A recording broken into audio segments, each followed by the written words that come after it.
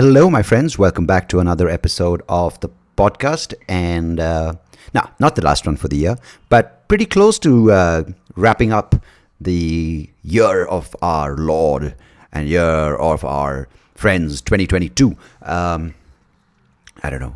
I'm not feeling like recapping yet, and I'm not feeling like I need to think my decisions going into 2023, but maybe that'll happen on the next episode.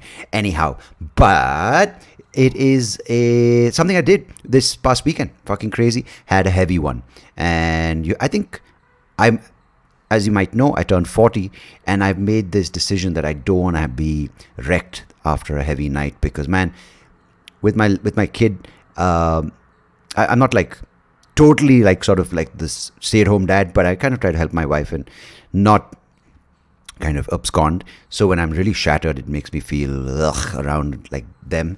Doesn't make me feel dirty. I just feel a little scared that I'll fuck up, right? Like I feel really shaky. So I told myself I didn't want to have any of those nights, but I ended up having one of those, and it took me 4 days. I think today's not. Yeah, it's pretty bad, and that's one thing that I'm trying to get to, right? Not to be like this person who abstains and who's constantly clean and living a very pure and good life and eating healthy. Yeah, I think that is important if that's what you want. But for me, it's a matter of doing what I like, and people would call it moderation, but just doing what I want when I want and not really regretting it or suffering for, the consequences the next day. So whether it's exercise, whether it's eating, whether it's eating in a smaller in a window of a fasting window or whatever you've got, time restricted window, and whether it's going out, whether it's having a drink, whether it's having a smoke, whatever it may be, I feel, why can't we do all of it and yet not be too hard on ourselves? Why should we only sort of pat ourselves on the back for a few things and then shit on ourselves for the other things? So that's sort of where I want to be. And of course, along the route of getting there, you kind of have these experiences where you go overboard, where you kind of like really clean for a week and you feel like, fuck yeah, and then you kind of have this shattering experience that undoes that entire great week. So either or neither nor, I don't know. I don't want to be there, but it's good. It's good that this year I can actually count on my one hand, or maybe just one hand, how many times I've had this kind of feeling, and that's fucking amazing. But I hope I'm not overloading the mic because this might be a severe issue for the intro. Hey, doesn't matter. I keep the volume on my headphones low, so I don't know how loud I'm speaking because I'm sensitive to the volume. I hope I'm not overcompensating and being extremely loud in your ear. I apologize. And this is a good year, but not that year. And I was thinking about this whole Elon Musk Twitter thing, right? And I don't know. I'm not an expert in business takeovers. I'm not an expert in tech. But just as a person who's on Twitter, it's not really changed my life. And frankly speaking, if you're a pro or anti Elon Musk or whatever you may be, I don't give a shit. I just feel I don't know whether one part of me is like, he's just doesn't give a shit about money, and he's just messing around trying to see how far he can push it and piss people off and press the right buttons of the wrong people and the wrong buttons of the right people. I don't know what that plan is, but his whole thing about whether he is this person who's got a vision for a better future, I don't know, man. It's a great idea. It's a very noble thought, but with this particular thing, I don't know. It just feels like he's bought his own platform so he can be like the head honcho. So everyone's like, yeah, Elon, you're the best, man. You're the man. You know what, man? Can we be a part of the club? And I don't know. But if you have that kind of fuck you money, why not? And when you can make politicians or heads of state, or you make anyone go, hey, wait a second, you can't do that, and you're like, watch me. I think that's pretty cool, because you're getting everyone, annoyed. You're not annoyed, but you're getting everyone from, people in society, the common man, to journalists, to activists, to policymakers, to heads of state, to leading scientists, to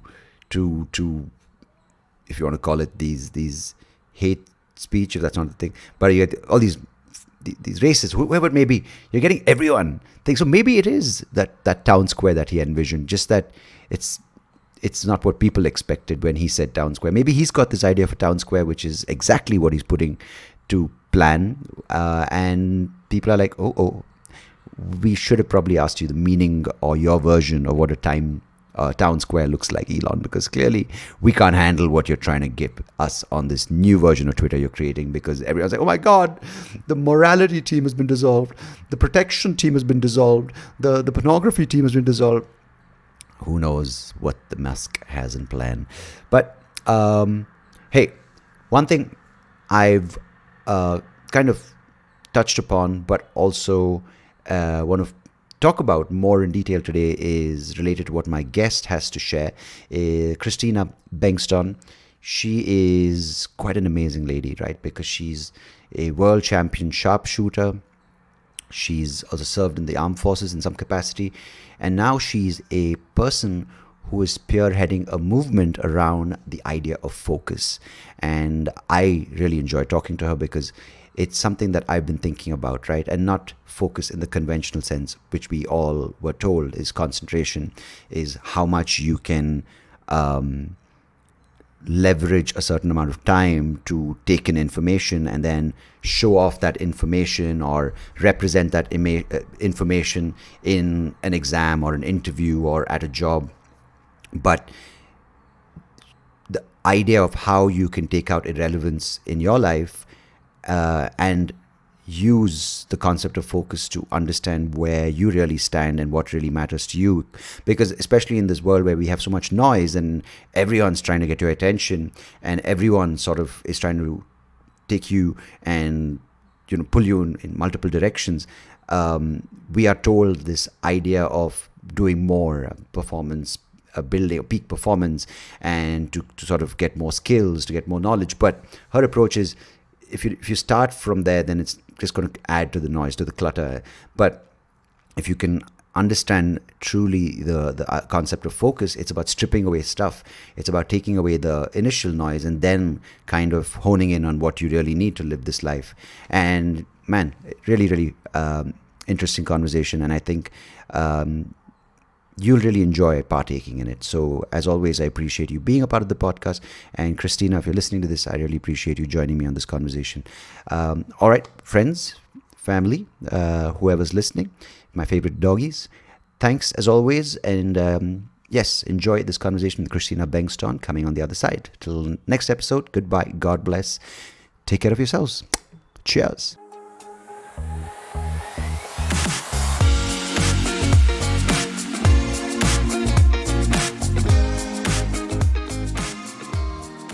Christina Bengtsson, welcome to the SoapyRao show. It's a pleasure having you here. Thank you for joining me. Thank you a lot for having me here. Okay, I'm going to ask you something up top because it is what you specialize in, or rather something you help people with. So what is the difference, in your opinion or in your experience, between concentration and focus? It's a very good question to start with. I would say that the concentration is when a person is really sharp, focusing on one thing for a short period of time and being really into that moment and having a really high level of cognitive function for being able to perform on a high level. That is concentration in short terms. While focus is a much broader perspective where I enjoy to bring in feelings, understanding of who you are in the world, where to go and why. It's a much more deeper connection to our inner core values. And also on the societal level, how do we get rid of all distractions that are around us so that we as humans can move together in the right direction. No, that's I think that's important to understand, because there are a lot of people who emphasize on the former, right? They're like, oh, my kid is really good at concentrating, and you have all these products that supposedly complement, and they have supplements that help enhance brain power to concentrate, especially in a competitive schooling system.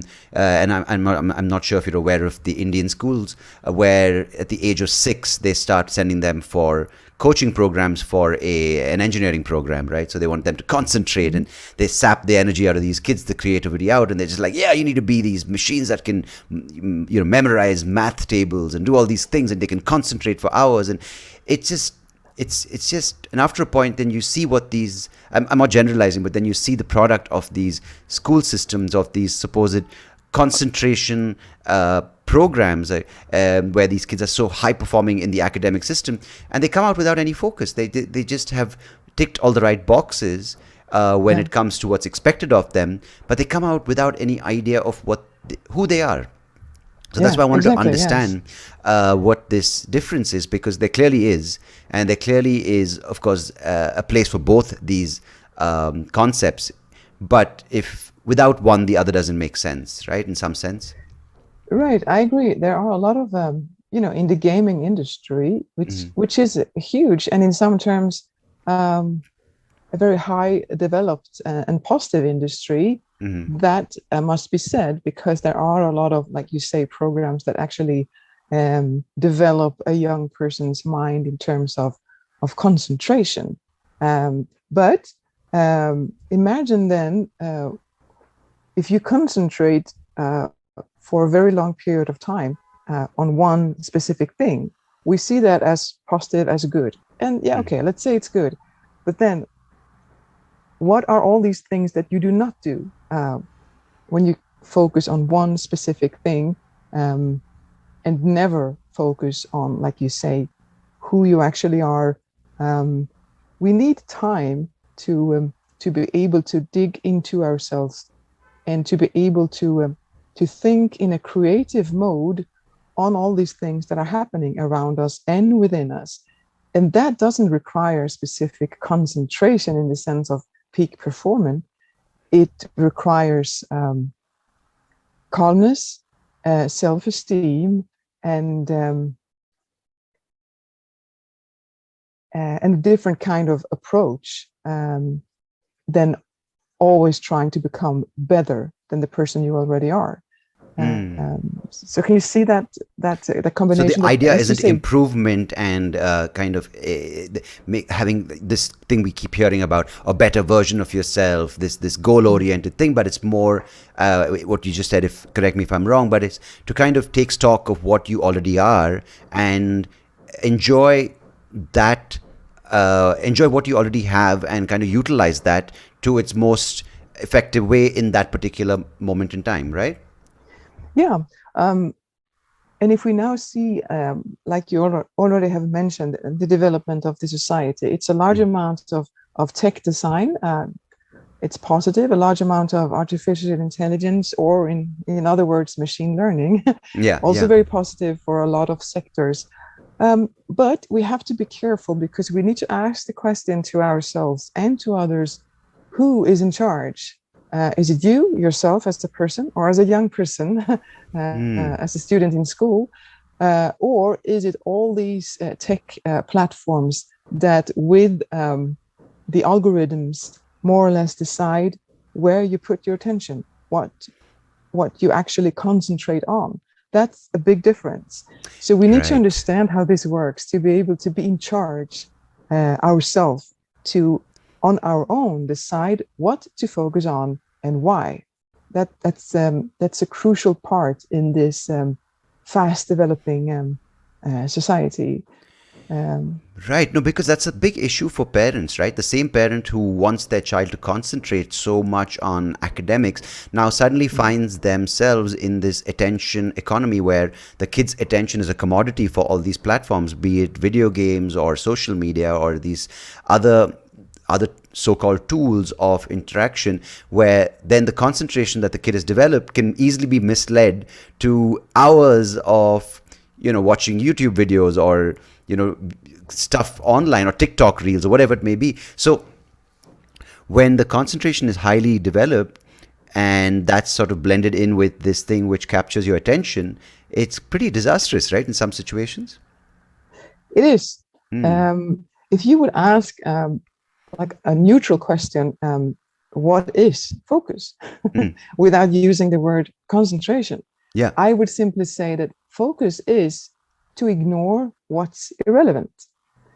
That's a quite clear statement. Of course, it requires a large amount of understanding behind this simple explanation, but it does say that it requires us to firstly understand what is distracting me and why, and then also how do I get rid of all these distractions.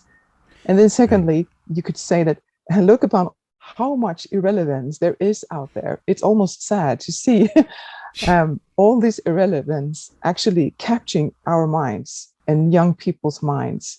And of course, there is an effect of that. In some parts, quite few parts, it could be positive in terms of the gaming industry and concentration.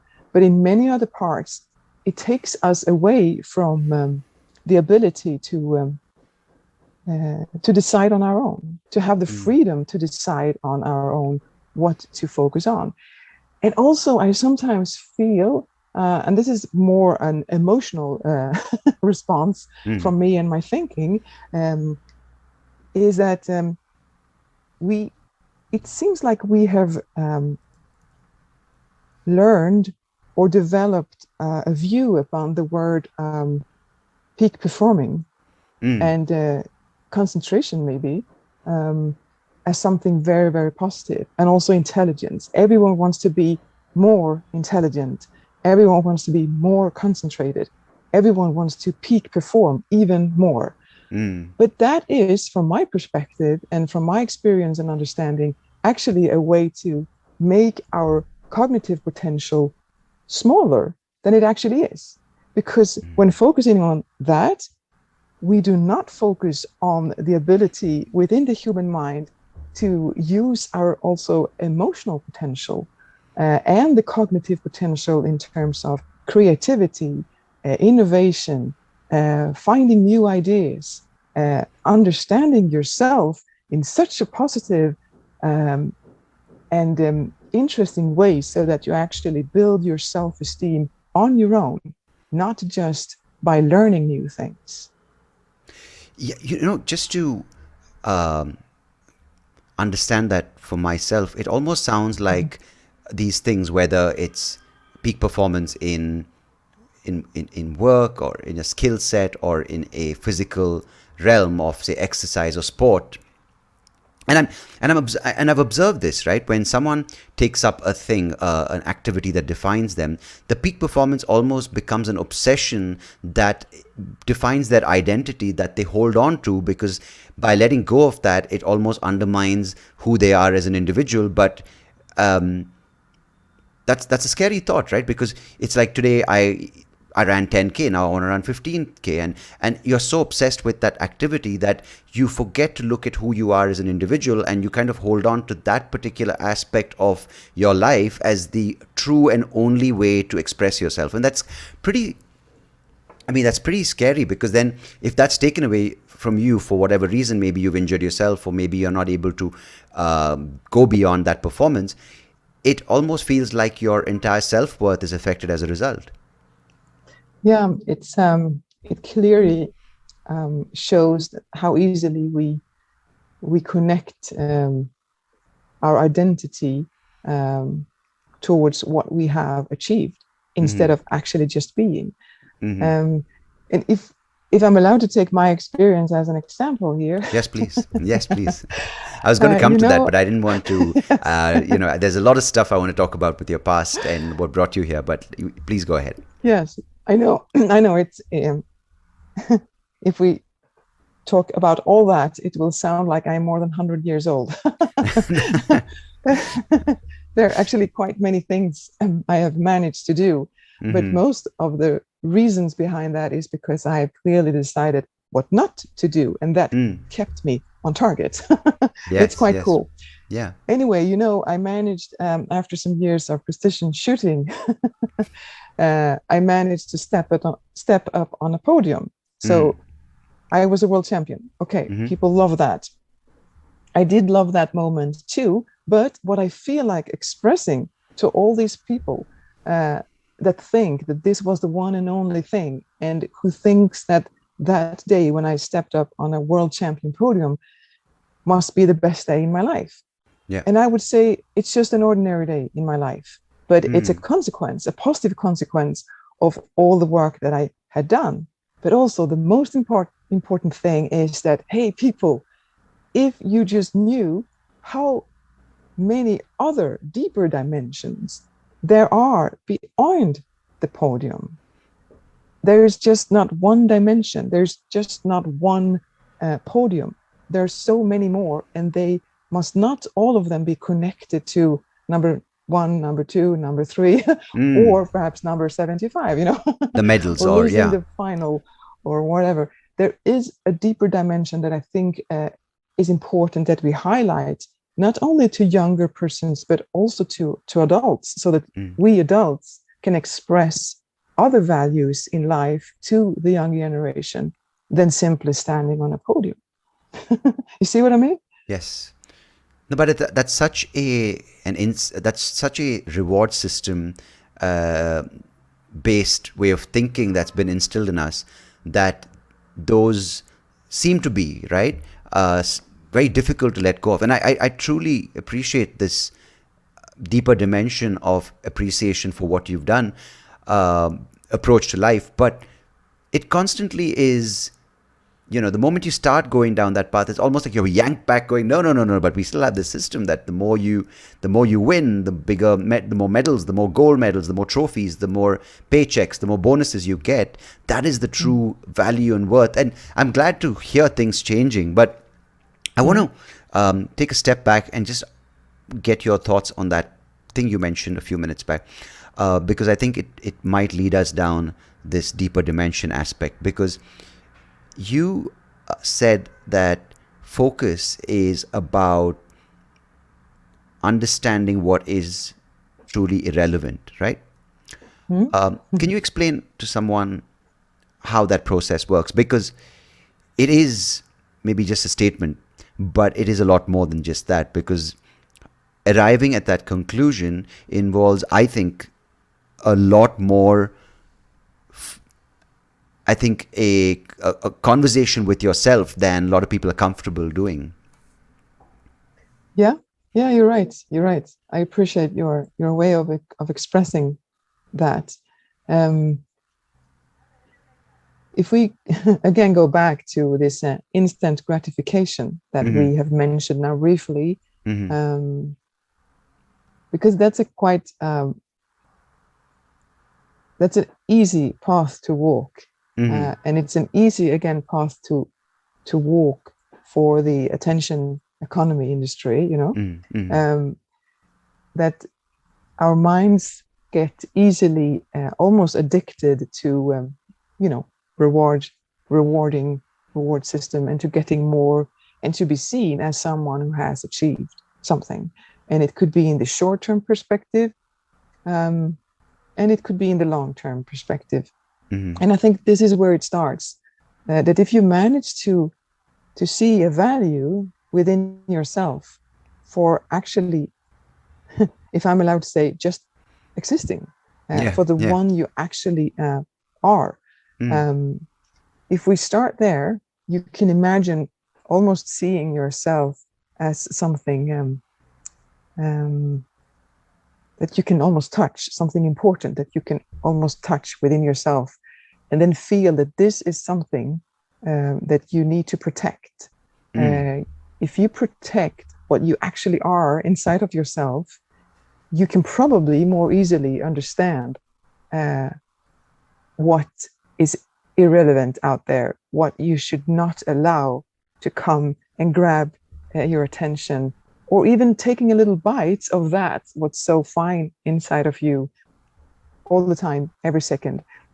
Because if we see again the attention industry, I love this expression. So I've said it before. But it's like an expression to help people understand more clearly the world we live in. Yeah. Wherever you are, wherever you go, someone or something wants your attention all the time. And that's something we need to be aware of. And when that happens, if we allow something or someone to grab our attention all the time, let's say 90% of the day, then we actually only have 10% left during the day, in which time we can, again, decide on our own and connect to our true self, and to understand this inner guideline that most people have. And that is the true focus, because that gives you an understanding of who you are, what you want, and where you actually can go. And it's not dependent on achievements. Achievements then become like a natural consequence of that way of actually living your life. It gives a calmer perspective, and I think it develops our fundamental human values much more than to always be out there, if you see what I mean. No, it absolutely resonates with me, because just earlier this morning, my wife and I were talking about. We have, as I told you, we have a 6-month-old baby, and my wife wants to now get back to work, and she wants to sort of start putting in some hours there out of the house and sort of going out there. And we were just talking about this feeling of being overwhelmed by the day, right? And we both kind of have some. We've tried over the past 2-3 years to introduce some sense of meditation practices into our lives, right? Whether it's some kind of breath work, or it's just some kind of, maybe just listening to a guided meditation piece, or whatever it may be. We each have our own kind of thing. And it's kind of become a very important thing. But when you go on holiday, you're like, oh, I'm on holiday, I'm not going to do it. Or if you have too much else going on, you're like, I have too much. But then we were talking about how that should be the most important thing to do.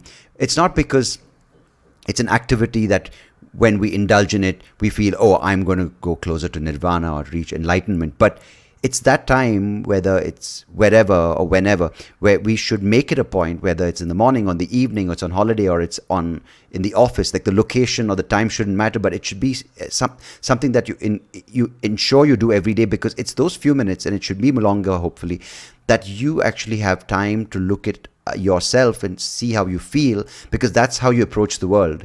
And if you don't have time to take stock of that, you are totally off balance, right?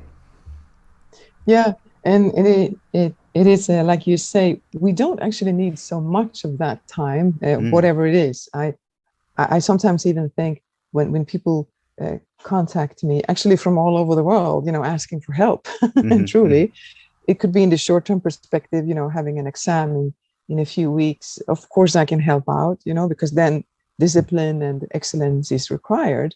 But also this calmness of understanding that even though I fail, I am something. Yeah. There is a life after the exam. I used to call it, together with my friend on the shooting range. We said, or we asked ourselves, when we got into this almost addiction of trying to become better and better during every shot that we took, and we almost practiced too much, we said, or I quoted that, is there a life after World Cup? It's a quite simple question, but when you actually need to respond to that question, it brings your mind into another way of thinking. And you realize, or at least I did, that, there is a life after World Cup. And then me and my friend Roger, we also decided that even if we, or no matter if we win or fail, we shall meet up after the World Cup final to eat an ice cream. And then we had chosen a specific place where to buy the ice cream and where to sit relaxed and eat the ice cream. In this case, I remember we were in Italy, in Milano. So it was a nice place around a fountain. And, this picture, to bring this picture into our mind, even before the big goal, even before the World Cup, was actually quite of a relief, because it brought our minds again beyond the podium or the potential podium or the potential huge failure. Right. You've taken the importance of that moment, right? Yes. It gives us a broader perspective actually on life and then on ourselves. And we could use that in the seconds where we pull the trigger on the shooting range. So your secret was when you actually won that World Cup, you were thinking about ice cream in Milan. Now we know how to be more precise in our shooting. No, when I won the World Cup final, sounds cocky, the first time. Well, no, I mean, you've done it, so it's amazing. So I don't think it's cocky at all. Yeah. No, I have that on the first page in the book, actually, and people like that. I never understood how that little thing could be so important for so many people, but that's where I write about how I, before my last shot in the final, take a little break, and then I decide with my own power, no algorithms, no tech platforms, with my own power on the shooting range in a very nervous, critical situation, I decide to look on a leaf, a small autumn leaf, playing in the wind, and I give that leaf my full attention just for a few seconds, and that somehow gave me into a relaxed moment where I quite easily could see again what's irrelevant, and when I more easily could get rid of all those distracting thoughts that were in my mind. So what I did in that second or in that moment is that I used my own ability to focus on one thing, and that helped me to get rid of all other disturbing thoughts that were there to actually disturb my full potential. But how can we then bring this into the situation where you said your wife with your 6-month-old baby, and she's now trying to get into whatever normal life will appear after all this.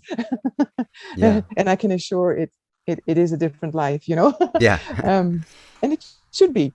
But I think it comes back to, if we can simply to make it easy for ourselves and not start to get worried about that we don't have time to meditate or to go to yoga or whatever we do. I sometimes feel that maybe we don't need to do that at all, as long as we know what true focus actually is. And sometimes people need to learn true focus maybe through meditation. I learned it from staring at the target 50 meters away from many years. So of course that's a kind of meditation. But nowadays, when people ask me, oh wow, you're so calm, you're so confident, you appear so focused all the time, how do you do this? Do you meditate every morning 5 o'clock in the morning? And I say, no, I don't need to. And that's the point, because I know what focus is. I can get it in a second. I can say to myself, when I'm about to say something bad, or I'm about to write something which is not good enough, or I'm about to think too many negative thoughts about me or about someone else, or about the family situation where children are making us overwhelmed, I can in a second give myself those 2 seconds to choose differently and to bring myself back into a calmness. And it's not about peak performance. It's just about to allow myself to decide on my own what not to do, and then to act in a more, I would say, nice, human, and lovely way, if I'm allowed to say so. And I think we only need few moments of that in our everyday life. And that clarity of choosing what you're going to do. And I think the whole, I'm going to use the word maybe loosely, but the whole shift of the focus has been on, as you said, right, getting to the next level, or staying positive, or adding in more elements into your life. But what you just said is shift the focus from there to taking away elements that are cluttering up the space. Yeah, very clearly put. Yes, a lot of people contact me from all different kind of levels, and most of them ask the same thing to start with. Initially, they want to become more productive, more efficient, and to peak perform even more. I have seen a slight. Do you have a magic pill you give them? Yes, I do. Please click here after the, Click here for the subscription model. Yes, exactly. It's terrible. No, it's funny because it's everywhere, right? Like you have all these various things where people are like supplements, and you have people who tell you how to, and that's, sorry for interrupting, but I want to understand what you tell them. But it's this, it's almost like this attention economy has created another economy of people telling you how not to be a slave to the attention economy. Yes, yeah, quite crazy. Yes, it's interesting. And then we have this other expression, the creator's economy, like you say, like we have an attention economy. Simply explained, build to grab every people's attention all the time. And earn money on that. Oh, good Lord. Actually, like when I go as a, sometimes I was expected to know all these things of how do you get these people on Twitter to follow you, or how to be viral on YouTube. And I mean, of course, I was a part of that.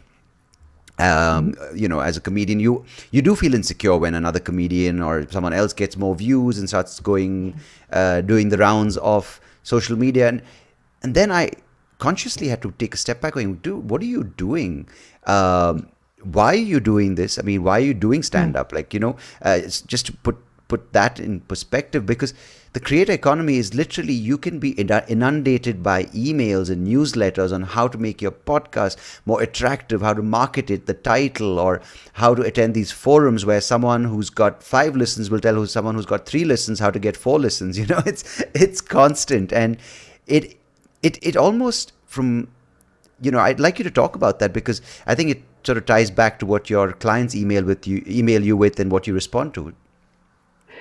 Yes, and I need to be very careful when I respond, because if I directly would say that, hey, that's not important, it would be a quite wrong way to approach a person calling out for help. So I agree with them, and I do give them some help and some practical tips and structure up their everyday life, etc.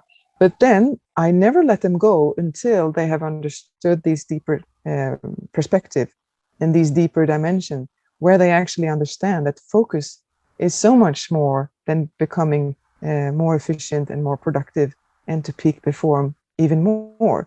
That's just a very, very small part of the whole concept of focus. And I actually think that we need to get away from that opinion about what focus is, and back to the attention industry and now the creators industry. I have the same funny experience as you have, and now I am about to probably build the most important, or I would say the most difficult mission in the world, because I happen to be a role model for focus. I'm even called, the focus icon. Many people want to learn from me. And so I decided, a little bit like you seem to have been thinking about as well, that, okay, here I am, and I do have a lot to explain and to express, and I can help people with my focus principles, etc. But if I become just another guru in the world. Mm-hmm. I have given even more energy to the self-help industry based on the attention economy and the creators economy as well. And that will never solve the more complex societal problem of the fact that more people are losing the ability to focus on a global scale. So I decided to actually take a step back and not become another guru. I will, of course, be called a guru, a role model and everything. But I also realized that one person cannot make or create a model that makes a fundamental change in the world. It requires much more. It requires a lot more complex solution to a complex problem. So what I can do is that I can, ignite a spark within people's mind to seek for another reality. But I can never change by just becoming another guru. And then I would be dependent on this economy industry as well, because then I have created, then my solution is a part of what my mission is supposed to solve. Absolutely. No, and that's such an interesting thing, because when you are saying what you're saying, someone would be like, then what's the point? Oh, you know what? No one's going to hear your message. You know, the 3 people who are going to hear your message are going to go back and tell themselves, you know what, I'm feeling better now. That's it. And Christina's may have a very noble idea behind her decision, but hey, you know what? You're lost out. It's your bad luck. And I completely understand what you're saying, because when you listen to lectures by some of these people who are coaches or gurus or people who help you, people give you philosophy on their philosophy on how it is to exist or the human experience, and the next thing you know, it's like the video's over and you've enjoyed that message, and it's like, if you like more of this, click subscribe and share. I'm like, it's and you're just like thinking to yourself, how do you disconnect at the same time make the connection more meaningful with people who really care? Because if I'm not mistaken, what you said was to individually changing the entire conversation is almost impossible, but it's almost like you give a chance for someone else to feel that change within them and they pass it on. It's almost like this thing that you pass on the flame, right? But how does that happen in a world which is dominated by an information age where everything's digitally disseminated to people, and how do you make sense of that by taking a step back? Yeah, a very, very difficult question to answer, but call me again in 3 years and I will have a solution. You'll be here on the SoapyRao show. Yes. I'll have 8 listeners. Yeah, but I think, and I hope that there will be a change. Of course, I'm quite positive upon that. And if it requires a role model, I can take that part. I think from my perspective, it's really, really important that I keep being, I use your word here, keep being noble, and that I never walk into that industry so that I become just another, please subscribe and you will get 5 more 90 minutes videos. I'm not saying that's wrong, but I'm saying that to build a business which actually exploits people's inability to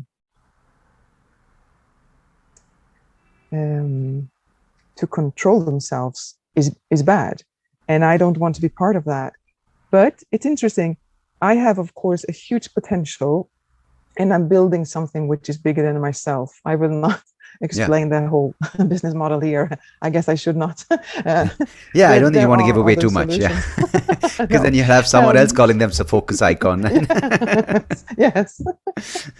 But I think it comes back to the whole focus concept, that if there truly is something that can help people and that needs to be expressed out in the world, it has to be kept noble, and it has to be kept with high quality, and it cannot depend on just selling more and more and more, and try to make shorter and shorter clips to be able to continue to sell it. That will never work. That will never make that fundamental change that we are actually talking about. But I think a role model, like I happen to be, can show that there is another way. There is another reality, if I'm allowed to say that, and that there is another way of living your life and being without, moving. Even though I live almost in the Swedish forest, without moving far away from the city center or where things happen, that you actually can use the ability to focus, and it can help you win, so to say, both in your work and in this fast-paced society and businesses, but also to keep your feet on the ground and be a well-functioning person, where you also express to others and to yourself the important human values that we must give attention to. And it's funny how I have, in this development of my mission, that I do not explain everything about, but just to give you a little hint, I have, of course, spoken to different marketing bureaus. And I would say that 9 out of 10 listened to my sharp intentions. And that the point with what I do is to actually help the problem of too many unfocused people on our earth. It needs to be done something. And I put it, even if I put it this way, that how can we meet future challenges if we do not also protect and relieve cognitive and emotional potential? Even though I put my mission in that way, 9 out of 10 marketing bureaus responded with, wow, we can make you big and huge on Instagram. And I feel that's something which you mentioned. That's sorry, I the humor is pretty dark in some way, right? Because it's like it's so obvious from what you just said and what I'm listening to, is that advertising, marketing, these clearly are businesses or industries that are exploiting human vulnerability, creating more human weakness, and then furthering that exploitation of that of those things they cause, right? Whether it be mental health illnesses, or it could be a distraction-based economy, or it could be, as you said just now, the controlling of people who can't control their own feelings or emotions. It just seems like anyone who wants to make some dent has to join them and again add to the problem, right? As you said, if you have, say, an idea that you approach a platform with, saying, I want to help people, they're like, yeah, come on, join us, and this will show you how it's done. And if you don't, then no one's going to hear your message because we don't approve, right? And that's pretty sad in some, it's funny, and it's quite sad that we're all so blind to it. And it's very difficult to break that particular, through that particular barrier of noise and that situation. Yeah, I sometimes see similarities to, or me and my people in my team and other intellectuals that I talk to about this. We sometimes see a similarity to the other crisis, worse crisis, like the climate crisis, etc., sustainability movements, etc. And that when it goes to the extreme part of how to solve these huge challenges to our world, some people have the idea that, okay, we need a completely different economical system, the capitalism is old, it needs something newer, etc. And yeah, I can understand that, and I see the connection there, that we have, of course, some problems based on the capitalism, etc. Yeah. But we must also see and understand that capitalism and that whole business on which we depend on now as a society and as people has also been built throughout many years with a large amount of intelligence Yeah. and a large amount of institution that has been built and are actually still staying stable. Yeah. So I think if we need to create a change to meet challenges, whether they are, connected to how we as human has exploited our earth, or how we as humans now actually are exploiting our mind, we need to find a solution within the existing systems that we have, because otherwise we are going back or moving around what's fundamental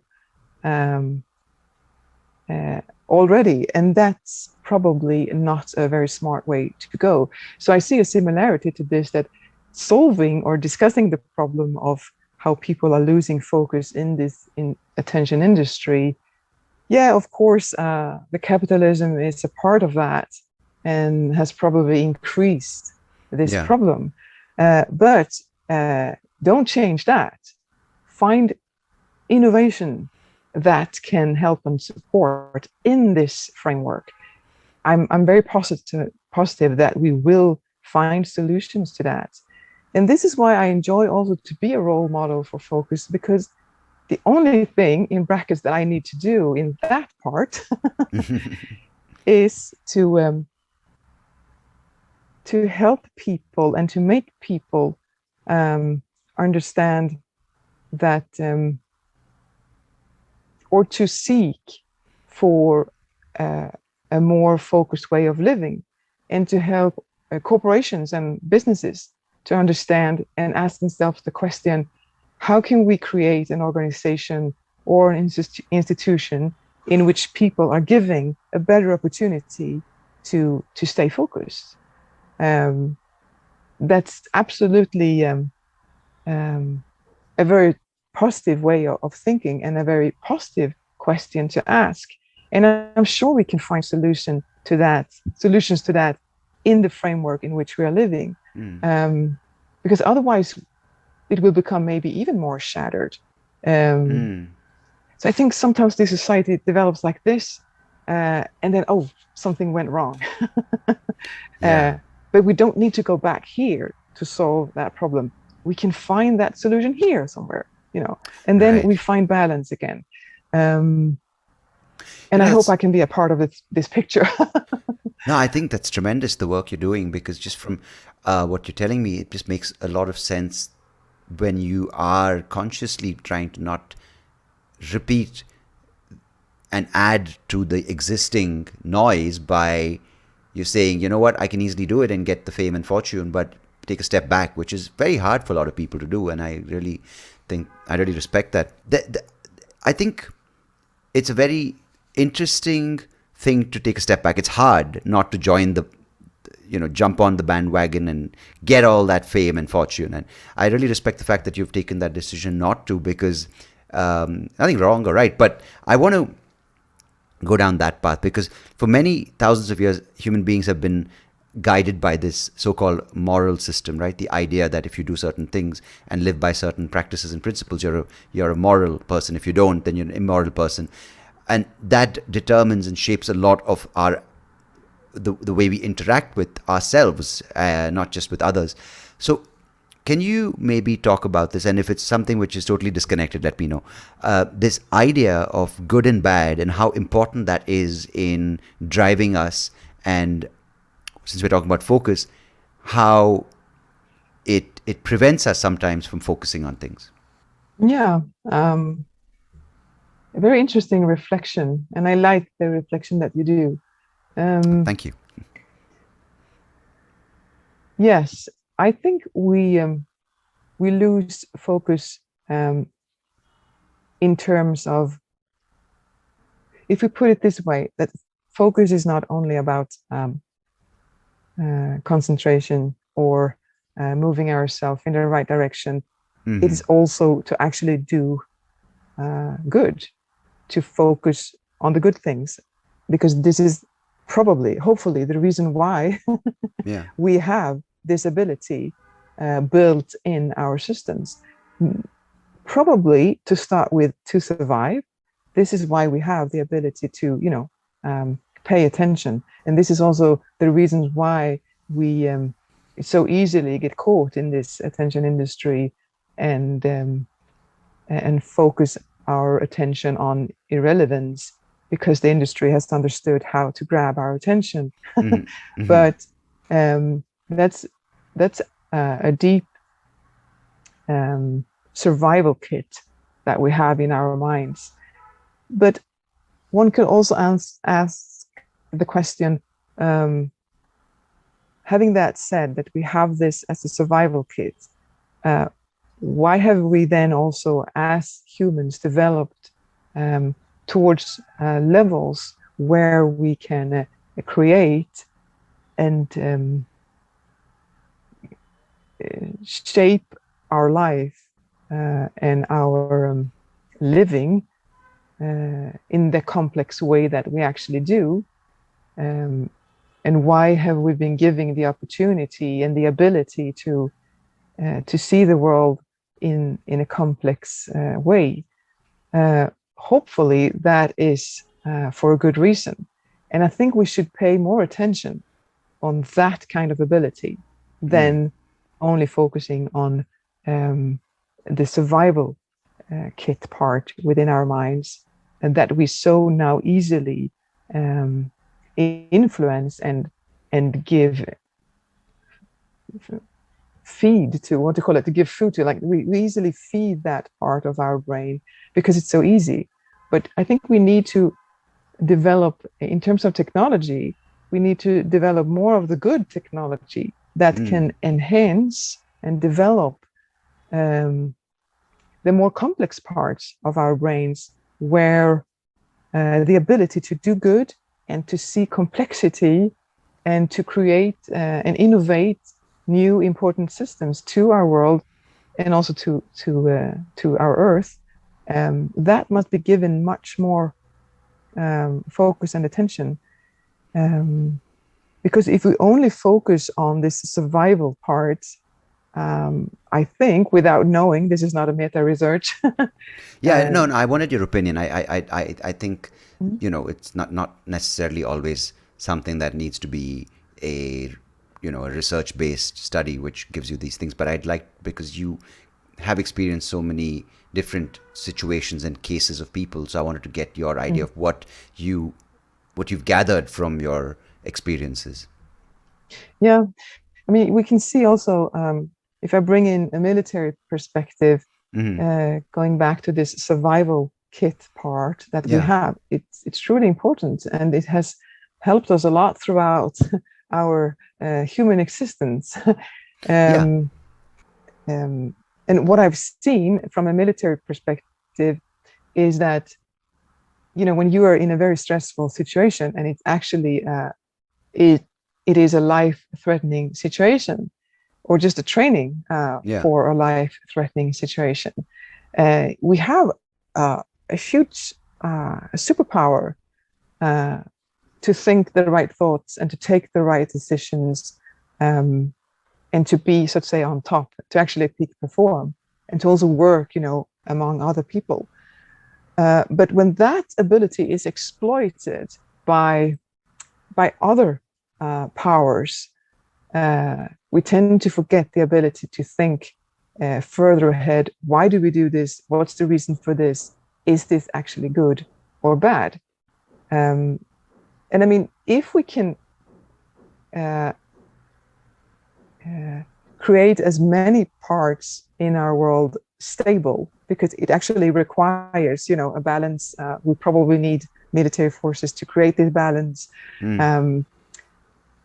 We have more parts in the world where people can actually live in a kind of balance when they are not living in a life-threatening situation. And in all those parts of the world, it would be sad if we exploited those people's minds to move into a, if I'm allowed to say, low-level survival kit mode by technology, and not develop the other dimensions or the other capabilities that we have in our minds. Because I think humanity can do a lot of good. I feel that is something that is evident, right? When everywhere you look, you have people who are just glued to their devices, and they are looking for ways to escape from their reality because they are pursuing something which they feel is better, or to improve their present situation and present position in life. And this is what I don't get, right? When you look at everything that is being controlled when it comes from top down, it's a few 100,000 or few million people controlling these technologies when it comes to whether the big corporations and the people who run them, or big governments and the people who run them, or the big militaries and the people who run them, and the big science and the people who run them. And it seems like those people take these decisions to exploit or not to exploit, or to distract or not to distract. And I'm not talking about any conspiracies over here, but generally, if you look at the people who start the wars and then send out the people who fight them, or the people who create these technologies and then the people who enforce them. What I find very overwhelming in some way is the narrative is, when you even talk to so-called educated people, why don't you look at yourself and see what you really want to do? They're like, no, I don't have time for that. I need to have a job. I need money. I need to do this and I need to do that. And when that is the predominant way of thinking for most people, whether it's in developed countries or developing countries, how do you tell people that there is a deeper dimension? And I'm not saying that everyone is oblivious. There are a lot of people doing it. But how do you tell a lot of people and shift that narrative from, I need to work and I'll work wherever, be it the likes of a government job or a corporate job, because that's what pays the bills and gives me a chance to better my situation in life and get a bigger house and get a better car and get more money in the bank and get better investments for my kids. And clearly, a lot of the people who are in the position where they make these things happen, I'm saying the few who control these resources, they bank on this way of thinking. So how do you then see a scenario with 7 billion people being driven in this direction by a few million people changing? Or how do you see that ship changing direction? I don't know if it's a question, but I'm just trying to lay out the scenario, which kind of scares me. Yeah, interesting. And you may not get an answer, but you will definitely get a reflection. Yes, please. And I can't help to think very wildly in this kind of talk. And it reminds me of a situation when I was in, I can't remember which country it was. It was a beautiful place in the world, gathered a lot of very rich people, very, very rich people. And they were actually supposed to meet for a few days, to have a good time, of course, yeah, but also to discuss challenges in the world and what they could do about it. And I was invited as a speaker and to be part of their discussions.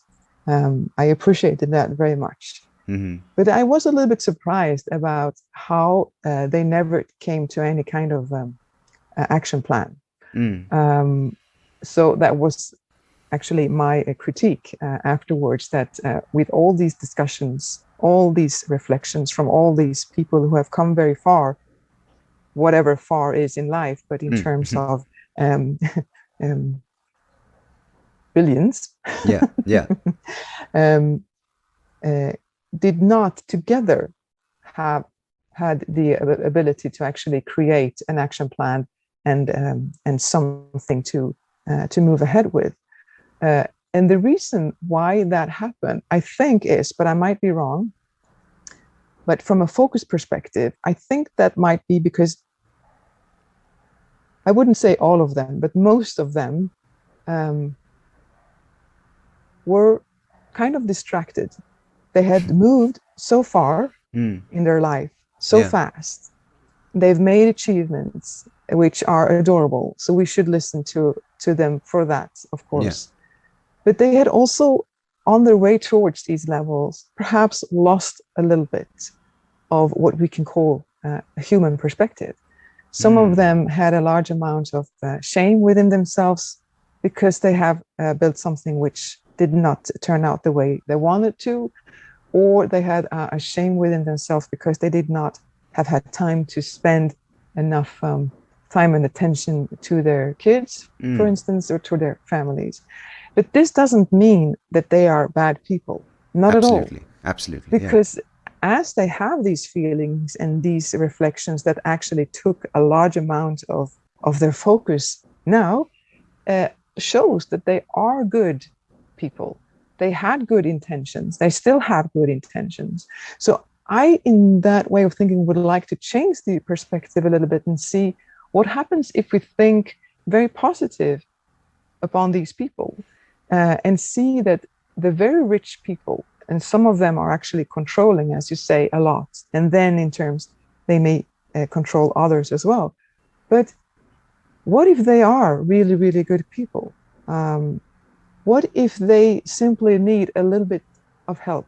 What if they also just need a little bit more time and attention from all us others? Because this is what is fundamental when it comes to be a person, to be human. We want to be seen. We want to be accepted. We want to be loved. We want to hear that we did a good job. And if you have created something extraordinary and it turned out to be $1 billion industry, everyone is saluting you for that. I'm quite sure you can also feel lonely in the sense that no one is ever talking about you as a person, who you are, what fine characters you have, beside the fact that you built $1 billion industry. And so I find that remarkable, that observation. And help them. Yeah, I find that remarkable, because the thing is, money works both ways, right? You feel poor when you feel like bad for the poor because they don't have money, and you say, oh, they don't have clothes, or they don't have nice things. And of course, the food is, shelter and clothing is important for everyone. I mean, you look, and then in the opposite direction, people are like, oh, they feel animosity, they feel envy, and the feelings for people with money are always negative, right? Or the other extreme, where it's an awe, like you're kind of almost subservient to those people. But it's very interesting that you mentioned that if you strip away the money, the wealth, the material facade that restricts us from actually understanding the human state of that person. It could be a person who doesn't have too much money is actually at peace and is actually, it can actually be in the moment with his or her feelings and be okay with it, because they have a well-rounded understanding of how they live and feel.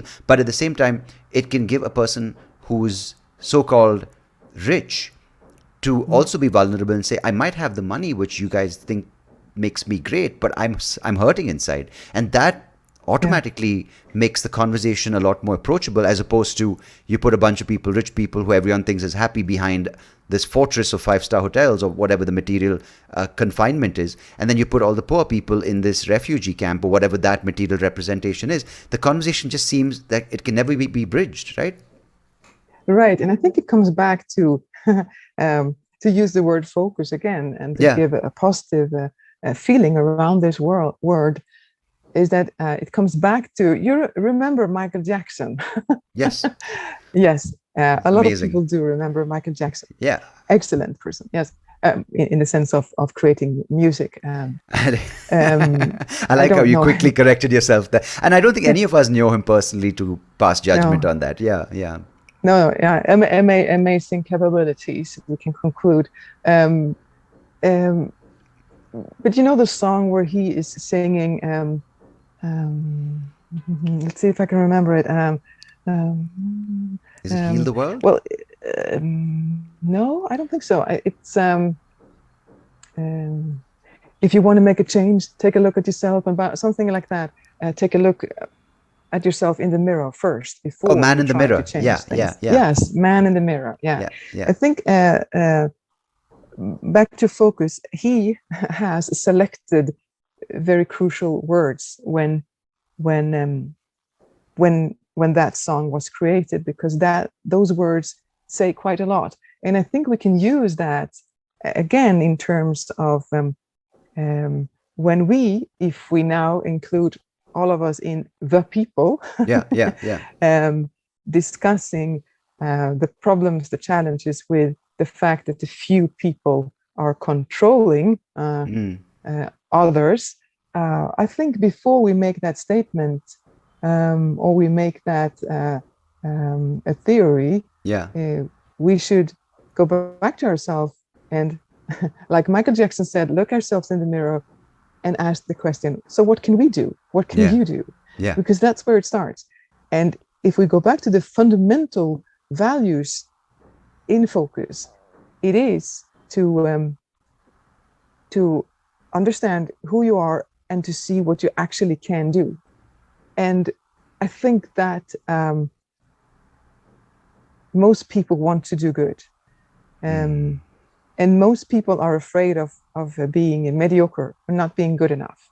That's fundamental. And I think it's fundamental whether you are in a military terrible situation, or you are in a very poor situation when it comes to money and survival, or when you are a very, very rich person and having a power in that sense, or for the reason of being rich. It's still the same challenge that we have within ourselves. So even though very rich people may not be afraid of not having enough money and food on the table, and to be able to